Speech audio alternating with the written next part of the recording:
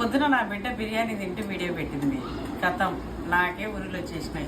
అయినా ఈ మధ్య నేను తినేది పెట్టట్లేదని మన వాళ్ళు చాలామంది అడుగుతున్నారు. లేదు కదా ఫుడ్ పెట్టక, అయితే అవి చాలా అని చెప్పి ఇది కొంచెం